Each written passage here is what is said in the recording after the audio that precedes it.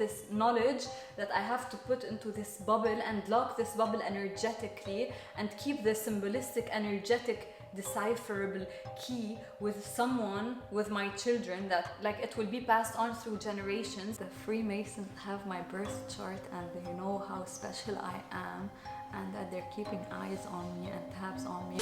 Hi, today's video I will be talking about the highs or the hypomanias or the manias of bipolar disorder. I already made a video where I discussed the lows, but I feel like there is an imbalance in my brain because there is an imbalance, you know, with those two. So I'm balancing it out right now with this video. Now, to start off, I just want to explain something that I believe that there is a connection between people who are bipolar and spirituality. Obviously, there's a connection between everything. It's all connected and it's all spirituality. But in the sense that diagnosed people or people with bipolar are higher channelers and more in tune to the collective or the divine. And so when all of that collective energy and intelligence is flooding in, we kind of don't know where to go with it or how to channel it. So sometimes it's too intense and we're over energetic and we're trying to just put it somewhere, anywhere, channel it into something that we can actually do with our bodies. And other times it's too intense that it just hits as depression, or it's like, what the fuck? Where am I? What the fuck's going on? Identity crisis, just intense feelings that we're not aware of. Maybe the collective depression that's going on in the world right now, we're channeling that. But yeah, okay, so that is what my take on it. I don't know. Okay, so to start off, this is gonna be about what it looks like for me, not for, I'm not talking symptoms here, but obviously there are symptoms. But I'm talking what my episodes look like. I believe I mainly have hypomania episodes and not full-blown mania. I think I've had a manic episode before, but either way, let's dive right in. First off, the thoughts and voices in my head become much louder. They become loud to the extent where like I'm all over the place because this voice is telling me, oh, don't forget to do that. So I'm doing that, and at the same time I'm focusing on what I am actually doing presently at hand. And then another voice says, okay, but to do that you have to do that, and then remember that and don't forget to call la la la and blah, la la la la la la la. And then in the background there's just a random conversation of two people that you do not know that's going on in their music on that side, blah blah blah on that side. It kind of looks, I saw a few days ago I saw a video on Instagram about ADHD people and what it sounds like in their head, and it's just all of these voices that are going on, and this is what it sounds like or feels like when in those manias or hypomanias. But sometimes it gets too intense that I just feel like I wanna rip the hair off of my head. Now sometimes those thoughts or voices or whatever are not only yours, they're not only your subconscious, they're not only your restless mind, but sometimes they're the voices of people you don't know having a conversation in the back of your head. Now that sounds crazy, I know. It's not as crazy as, because you realize it's like some psychological thing, you're not making it, you don't believe that there are people around you having a conversation, but yeah, and it would be the randomest conversation ever. Like they'd just be talking about the weirdest thing. Like, okay, I'd be doing the dishes and then I notice that there's a conversation going on, and then I tune into that conversation only to realize that the two voices or people are talking about, let's say, buying a new bag. Okay, and one of them saying, well, why don't you buy it from here? And then the other goes, well, my sister, not my sister, its sister, thinks that blah, blah, blah, blah. Well, your sister, by the way, needs to change her doctor, her dentist, because blah blah blah. Well, what do you know? Well, blah, blah. And they don't apply to my life. That's the thing. So I try to make sense out of it, but my sister does not need to change her dentist, so why would the voice be saying that? You know, it doesn't apply to my life or my brain. So yeah, I guess it's just a lot of voices, and they're being channeled in different ways.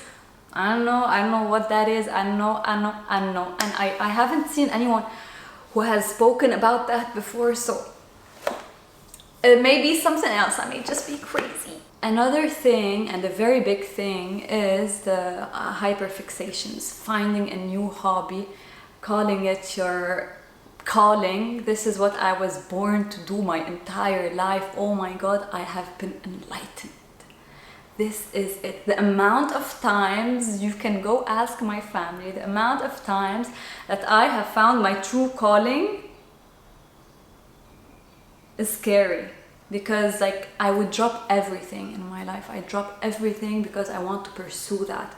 Because in my gut, I feel like this is what I'm supposed to do. Last episode was, I guess last episode, I'm not sure, was the plants one. So I just randomly and suddenly decided that, ooh, I want to buy plants. And I started buying plants, a lot of plants, too many plants. And then I started buying stuff for the plants and different pots, and I learned everything that had to do with plants, all within like a month or two. I spent like thousands of dollars on plants and plant stuffs, in those 2 months. I would wake up in the morning, I was in all of these Facebook groups that are plant groups, okay? And I would wake up in the morning and I would go and I would start checking for like rare plants and what people are selling and what they're trading. And I would spend my entire day either doing plant chores around the house or doing that, or doing YouTube videos about plants, because I decided to quit my job to pursue a career that has to do with plants. It started off as this YouTube channel, and the thing is, it's so irrational. That's the thing that makes it scary.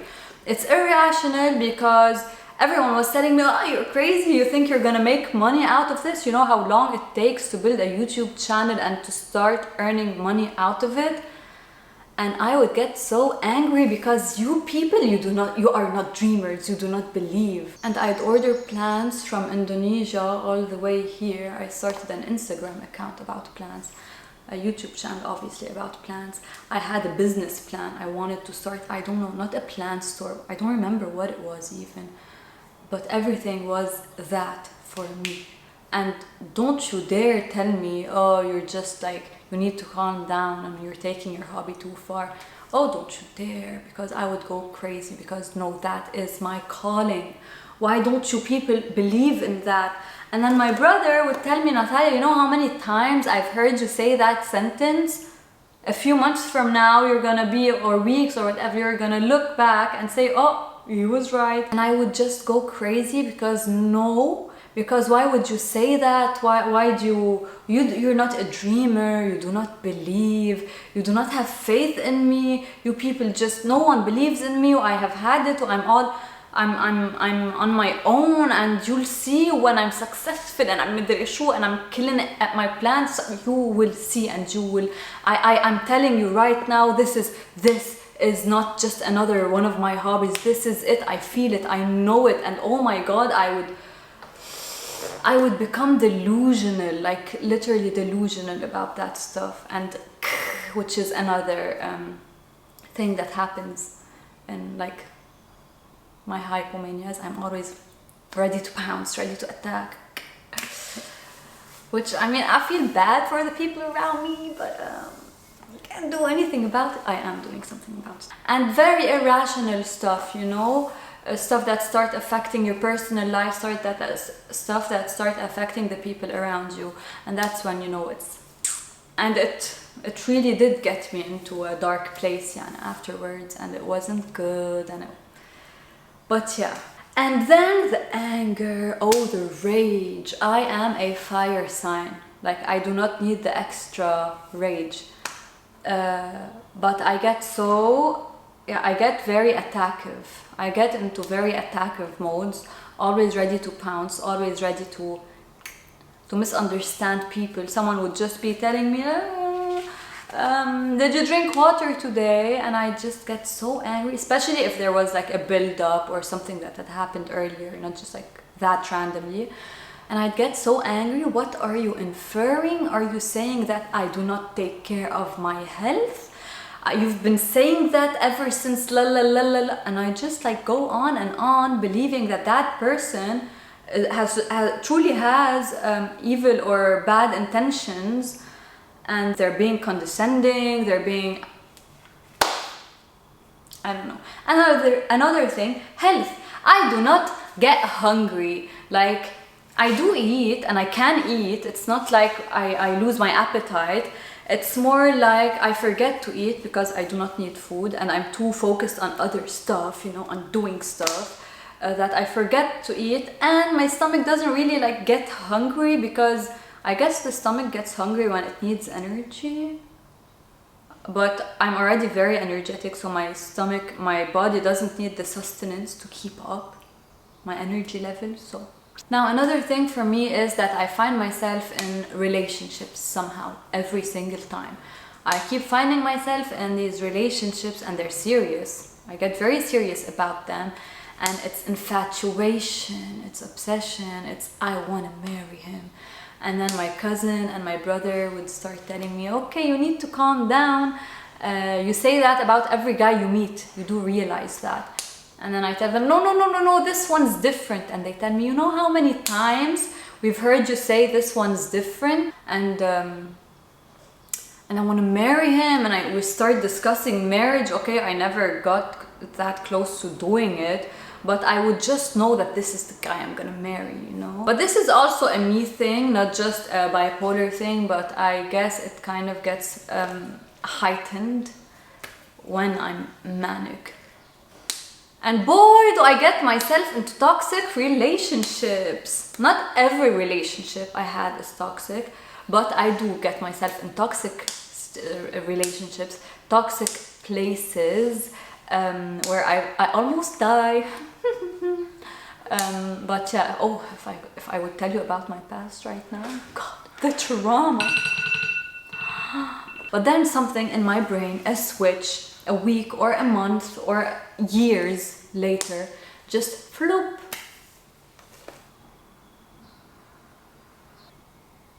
This is so sad to say, but yeah, but suddenly I lose all feelings that have to do with that person.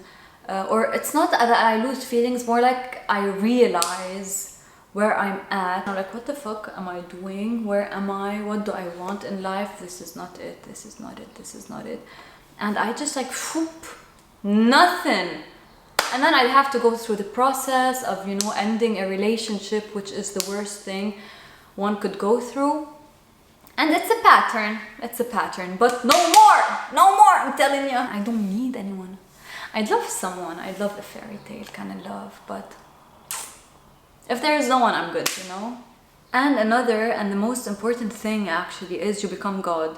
Not in the sense of we're all connected, that too as well, but you become God as in you are unstoppable, which you are, but in a very illogical sense that doesn't manifest well here on the 3D. You become unstoppable and you become better than everyone, and you can do anything, and you are channeling that divine, and you are putting it into your art, and you are putting it into your creations, and you are just it, a walking, talking manifestation of that energy. But the way you start talking about it sounds and seems delusional to other people. It does. I'm gonna tell you a story which I cannot believe I'm sharing, but it's an example.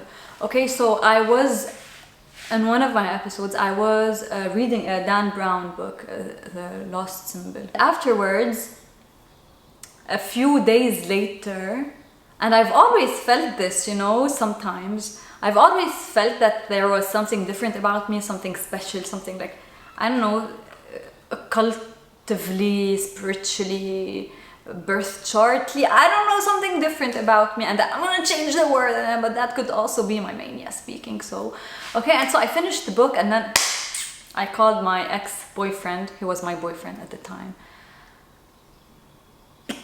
And I was like, boy, I have all of this knowledge, and I am here to channel all of that knowledge, the divine knowledge, the sacred geometry, the alchemical knowledge, all of that secret hidden knowledge. I know it, it's in my heart, but I just haven't become consciously aware of it yet because it's not the right time. But I know that my mission is, now I can see it so clearly, that I have to put this in a place, and like lock it up in a place with a lock that is though symbolistic and an energetic lock that isn't a physical place, you know.